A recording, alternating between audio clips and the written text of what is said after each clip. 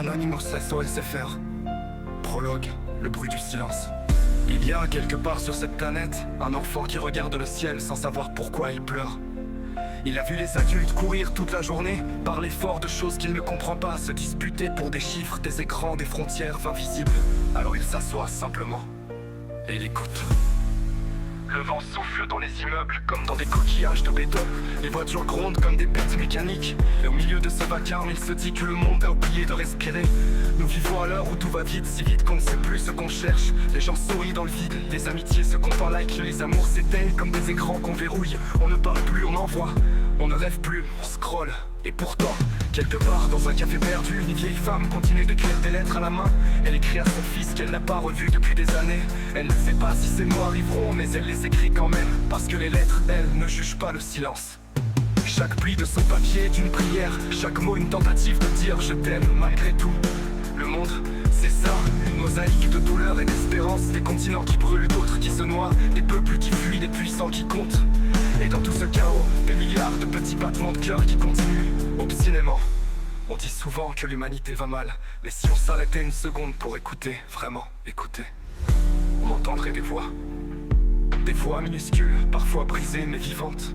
Des voix qui murmurent encore, j'y crois, je t'attends, je pardonne, je recommence. Ce roman est né de ces voix-là, de celles qu'on n'entend plus parce qu'elles ne crient pas, de celles qui se battent en silence pour ne pas devenir des ombres, de celles qui croient qu'aimer, ce n'est pas naïf, c'est un acte de résistance. Peut-être qu'au fond le monde ne s'est pas perdu, peut-être qu'il dort simplement sous la poussière de nos habitudes et qu'il suffirait d'un regard, d'un geste, d'une main tendue pour le réveiller. Ce livre n'est pas une leçon, c'est un miroir. Et si tu t'y regardes, tu verras peut-être un fragment de toi.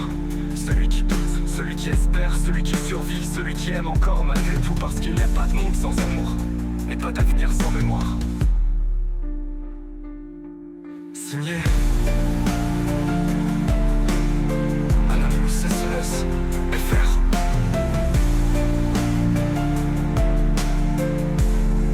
Anonymous SOSFR.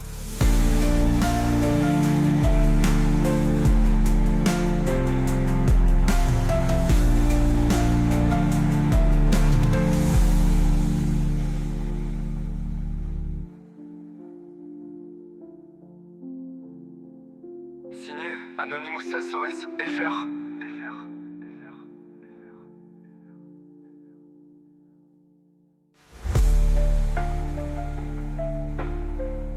Anonymous SOSFR.